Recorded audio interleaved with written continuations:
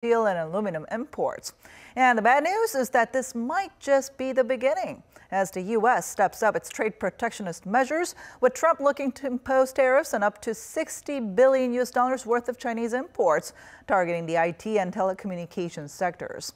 And before we sit down with an expert to talk more about this, let's first get a check on what's making the news at this hour with our Devin Whiting at the News Center. Devin. Good afternoon, Jiyun. It's a whirlwind of diplomacy going on right now around the world to get ready for two potentially historic summits with North Korea.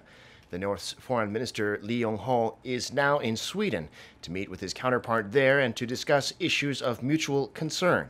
And at the same time, Seoul's Foreign Minister is in Washington to talk about preparations for the summit between the North and the U.S. So it looks like South and North Korea are working to keep up the momentum for talks between all sides. Our Oh Jang-hee starts us off. North Korean Foreign Minister Lee Yong-ho's two-day stay in Sweden has led to much speculation over whether Pyongyang is making arrangements for talks with the United States. That as Sweden, which unlike the U.S. has an embassy in North Korea, has been considered as Washington's channel of diplomacy with Pyongyang. Sweden's foreign ministry has said Lee's visit will focus mainly on Sweden's consular responsibilities in North Korea, and Pyongyang's state media reported Lee and his Swedish counterpart Margot Wallström will be exchanging views on bilateral relations and issues of mutual concern. While there's speculation that preparations for Washington-Pyongyang talks could be underway in Stockholm, the U.S. State Department has denied it, adding it has not sent any delegation to Sweden for contact with North Korea. Meanwhile, South Korea's Foreign Minister Kang Kyung-hwa is in the U.S. to lay the groundwork for a string of summit talks between Seoul, Washington, and Pyongyang. Her visit comes after U.S. President Donald Trump fired Secretary of State Rex Tillerson from his post, replacing him with former intelligence chief Mike Pompeo. Kang met with U.S. lawmakers as well as the U.S. President's daughter Ivanka Trump to discuss the situation on the Korean peninsula. It was a very deep discussion. They showed much interest in issues on the Korean peninsula.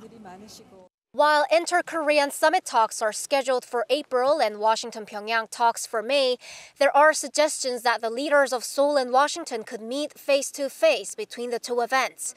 With a hectic schedule over the coming 2 months, Seoul and Pyongyang's top diplomats have lots of work ahead. Oh Jang-hee, Arirang News. Meanwhile, South Korea has confirmed that Foreign Minister Kang Kyung-hwa will also meet with her Japanese counterpart, Taro Kono, while they're both in Washington. The Foreign Ministry says they'll meet on Saturday to discuss the North Korea situation and related matters. Kang is expected to brief Kono on the progress of the inter-Korean talks as well as the U.S.-North Korea talks. It'll be their first meeting since January. They'd originally intended to meet with Secretary of State Rex Tillerson, but despite his dismissal, both decided to head to Washington anyway. Yet more talks between South Korea and the U.S., these on amending their bilateral free trade agreement. The two sides held their third round of negotiations on Thursday, lasting for more than 7 hours, with Seoul making its case against the Trump administration's new tariffs and safeguards as well. Park Ji-won reports. Meeting at the U.S. Trade Representative's office in Washington, South Korea's Yoo Myung-hee, Deputy Minister for FDA negotiations at the Ministry of Trade, Industry and Energy, led the talks with her counterpart, Assistant U.S. Trade Representative Michael Beeman.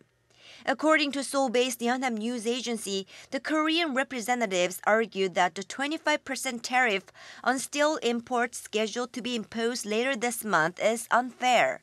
The Korean side also asserted that the FDA's investor-state dispute settlements clauses need revising. The U.S. side reiterated its stance that Korea needs to lower the country's diverse non-tariff barriers, especially in the automobile and auto parts industries. During the two previous rounds of negotiations, South Korea also lodged a strong complaint against the Trump administration's safeguard measures, such as high tariffs on Korean washing machines and solar panels. The two sides will resume their second day of talks on Friday. Park Ji-won, Arirang News. The South Korean government has vowed to go all out to try and solve the current trade dispute with the United States. Speaking in a local radio interview on Friday, Finance Minister Kim Dong-yeon said the ministry is trying its best to prevent Washington from imposing tariffs on South Korean steel, and that if Seoul's demands are not met, the ministry will consider taking action. When asked if those actions included imposing retaliatory tariffs, Kim said it's too early for such decisions, since negotiations with the U.S. are still ongoing. Regarding Washington's safeguard measures on Korean washing machines, he said the ministry is looking into filing a complaint with the World Trade Organization. South Korea right now is holding the biggest ever Winter Paralympics in PyeongChang, Gangwon-do province. The local government there has upgraded facilities and introduced other services to make sure the Paralympians and visitors with disabilities can get around and communicate conveniently. Our Cha Sang-mi reports from PyeongChang. There's just a few more days until the end of the PyeongChang 2018 Winter Paralympics. But the venues are still crowded with visitors who are here to watch the games or tour around the Olympic Plaza. And the organizers have made sure those places are accessible for visitors with disabilities. At the PyeongChang 2018 Winter Paralympics, there's a range of facilities and services for athletes and visitors with disabilities. The Sign Language Translation Service is one such service aimed at helping the participants. This phone comes with a small screen that allows the receiver to see the caller. Interpreters at this center provide a remote Korean Sign Language translation service for any athletes or visitors who need it, so that they can ask for directions and find out the game schedule or transport information. The interpreters are on standby from 10 a.m. to 10 p.m. every day to help interpret communication between the visitors and help desk staff on site. Apart from the remote sign language translation services, more than a dozen interpreters are actually working on site, providing direct services to those in need of a hand. I currently provide sign language translation services here at PyeongChang Olympic Plaza for those with hearing impairments. I help them with directions to and from Paralympic Games venues. Transportation is also visitor-friendly. Ordinary Seoul buses have been remodeled to cater to visitors with wheelchairs, providing them with enough space so they can safely travel around the venues. We have also arranged volunteer services for individual visitors with disabilities so that the volunteers can accompany them from the moment they get off the shuttle bus. A wide range of facilities for the handicapped have also been expanded around the Paralympic venues. Wheelchair users can use these accessibility ramps to enter buildings like this souvenir shop. Braille blocks and handicapped restrooms have also been added throughout the PyeongChang area to help visitors. Just in time for the Paralympics, our shopping arcade prepared several facilities for both the general public and for people with disabilities. With more facilities and services added for the Paralympics, the mountainous counties of Gangwon-do have become a friendly environment for anyone who wants to visit, even after the games. Cha Sang-mi, Arirang News, PyeongChang. I'm Devin Whiting, and those are your news headlines for this hour.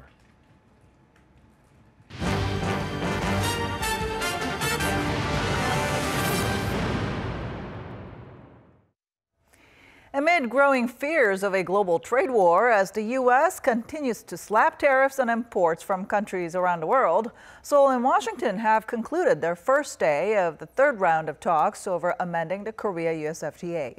Our Kim Hae-sung with more details. Round 3. South Korea and the U.S. began their third round of talks over a possible amendment to their bilateral free trade deal in Washington on Thursday local time. South Korea's Yoo Myung-hee, the Trade Ministry's deputy minister for FTA negotiations, led the talks with their U.S. counterpart, Assistant U.S. Trade Representative Michael Beeman. During the 7.5-hour-long negotiations, the Korean representatives argued that the 25% tariff on steel imports scheduled to be imposed later this month, on top of the Trump administration's safeguard measures against Korean washing machines and solar panels, is unfair. President Trump signed off on the steel and aluminum tariff measures last week, giving temporary exemptions to only Canada and Mexico amid the ongoing renegotiation of the NAFTA agreement. Seoul also asserted that the trade deal's investor-state dispute settlement clauses need revising. Washington reiterated its stance that Seoul needs to lower its non-tariff barriers, especially in the automobile and auto parts sectors, and strengthen its country of origin system. The two sides will hold their second day of talks on Friday morning. Kim Hae-sung, Arirang News. And to tell us more about a looming global trade war and how it may affect the global economy as well as the Korean economy, Professor Shin Sang-hyuk from Pyongyang University joins us in the studio today. So good to see you. Great to be here. All right, so according to a Reuters report, President Trump is looking to impose tariffs up to $60 billion worth of Chinese imports targeting IT and telecommunications sectors. So are we indeed headed for a global trade war? The possibility, yes, is quite high. I mean, after the report was released, the Chinese government responded very immediately. The Chinese Foreign Ministry spokesman, Lu Kang, made it clear that if USA takes measures which harm Chinese national interests, China will do everything to protect their national interests. This means that they will retaliate against the American new trade policy. But the key question is that does USA government retaliate against the Chinese retaliation? Then if they take those kind of actions, definitely there must be high possibility of trade war. But within the United States itself, there are some experts who are against the import, the high tariff, the policies, protective trade policies adopted by the President Trump, because that their logic is this. On the short-term basis, some industries such as steel industries or aluminum industries could gain some benefits. On the long-term basis, American consumers will lose. So definitely, according to their logic, explanation, the USA government reconsider their very protectionist trade policy. All right. Well, like you said, U.S. Chamber of Commerce actually said that this will indeed turn its knife toward American consumers. Right. And well, Mr. Trump has adopted the supply side economic policies. That means, well, representative one is that tax reductions.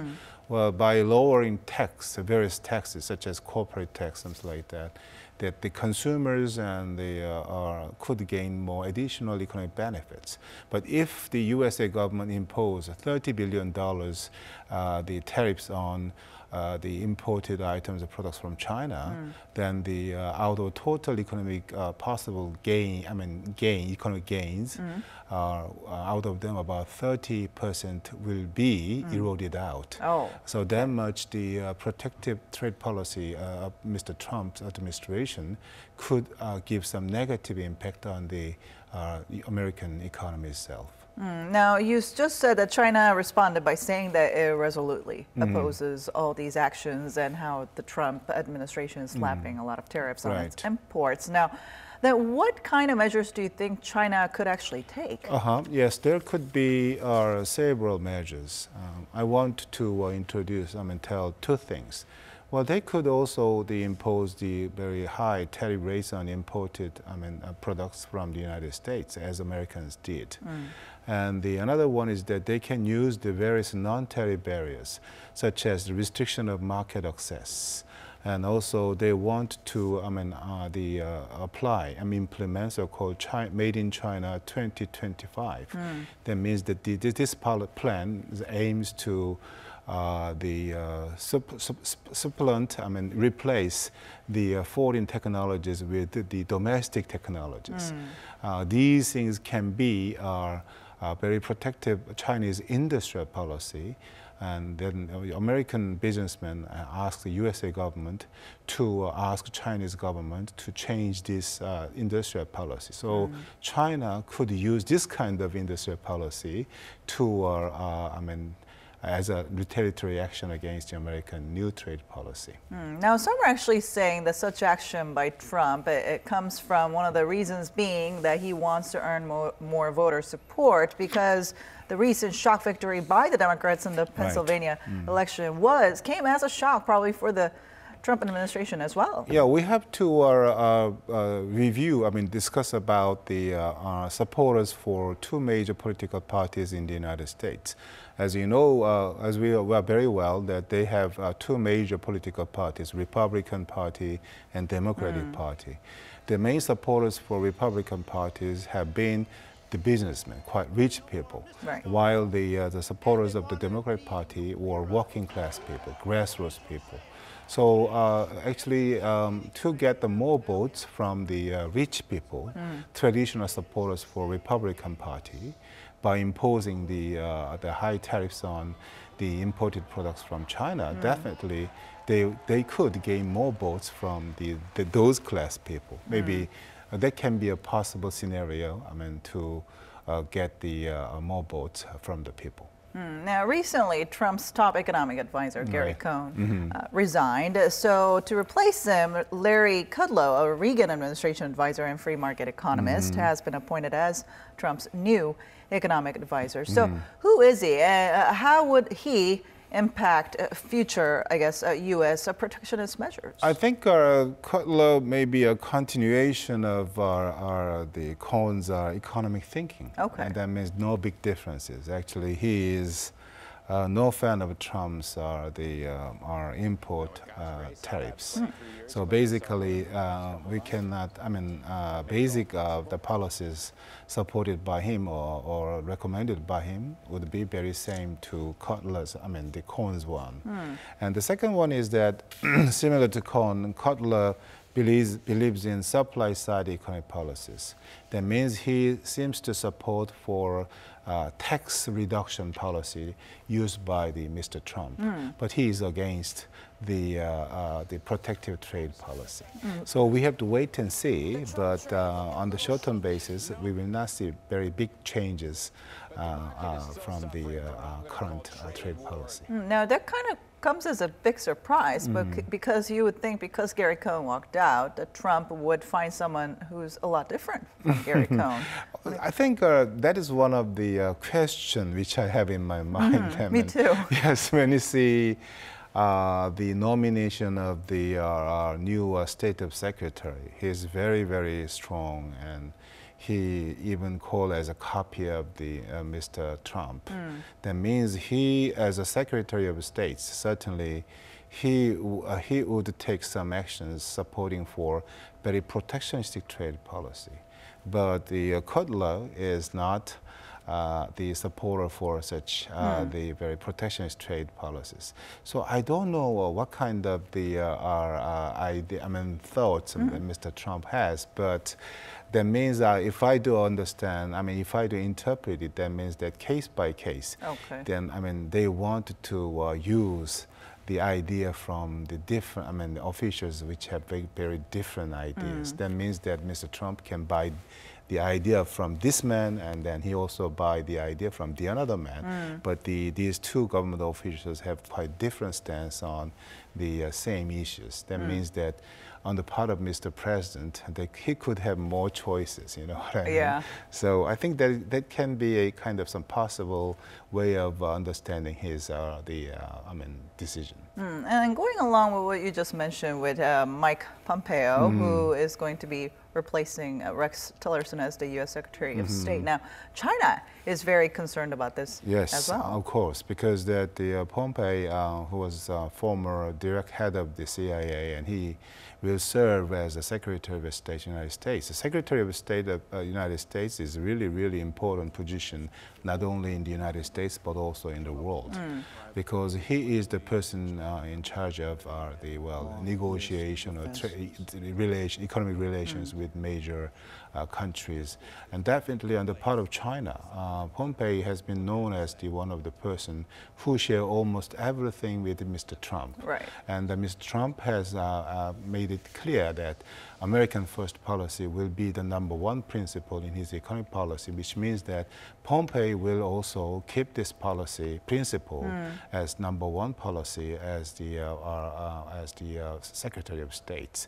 That means that more protectionist trade policy could be imposed on the trade with China. So Chinese government right now is wait and see, but definitely they seems to have some high tension.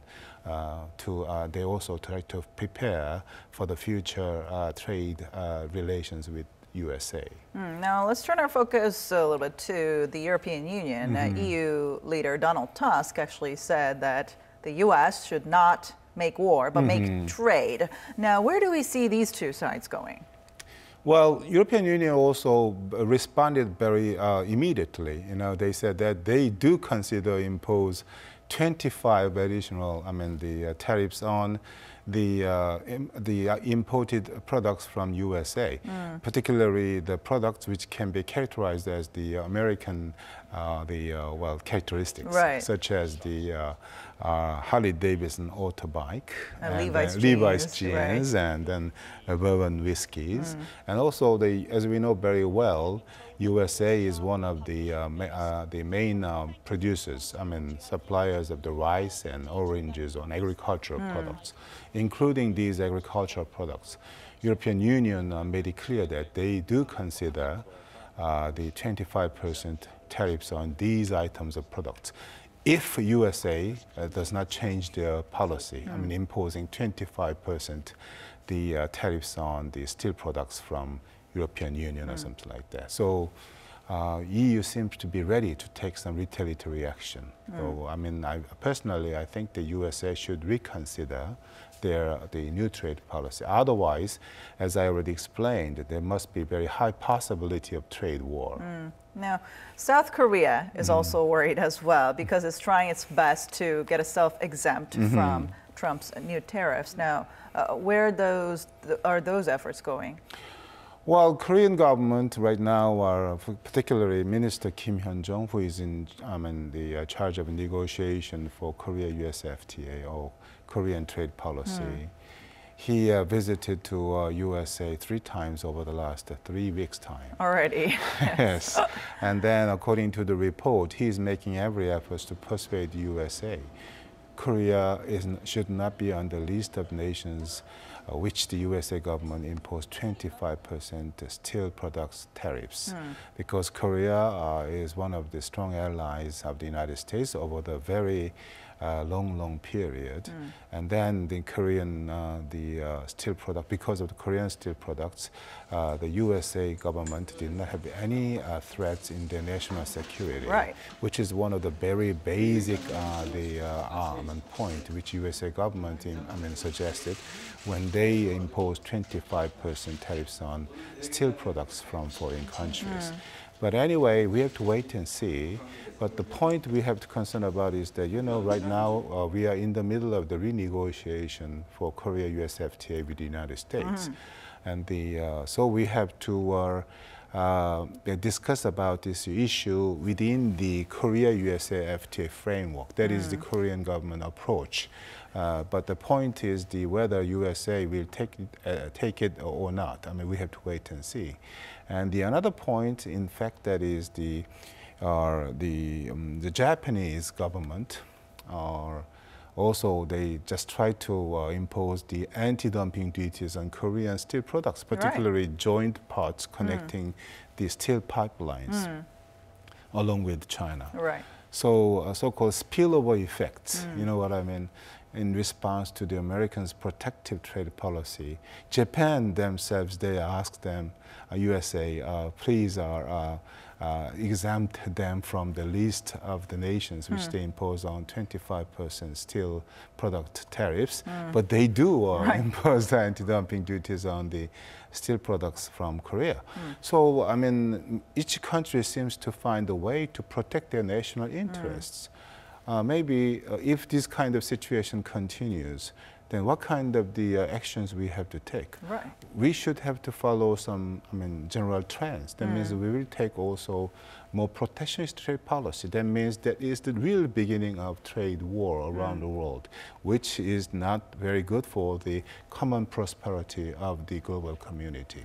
As you know very well, in 1920s and 30s, there was such a kind of situation. In such a kind of the global the economic crisis, European countries, at the time traditional economic superpowers, sought for their national interest by taking some policies such as devaluation policy.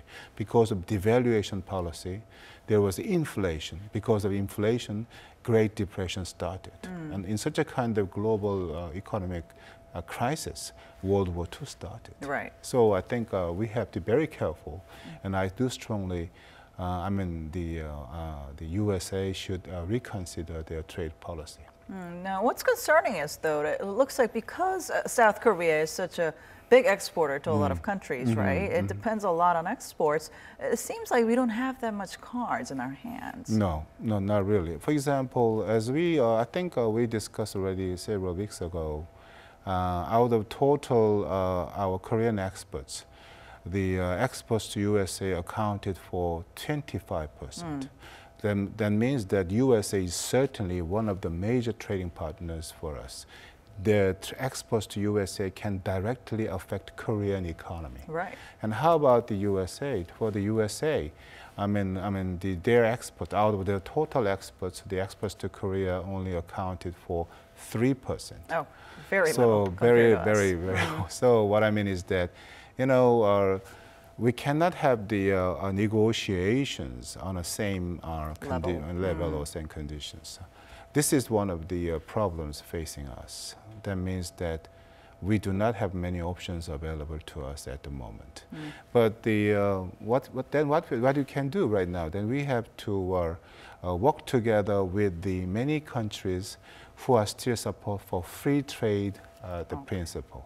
That is only one option, and if we successfully have some unity with other countries, definitely there can be some momentum to change the USA government policy and change the global trade policy, which is very protectionistic one. All right, let's hope to see us move to that front. Thank you so much for your insight. My pleasure.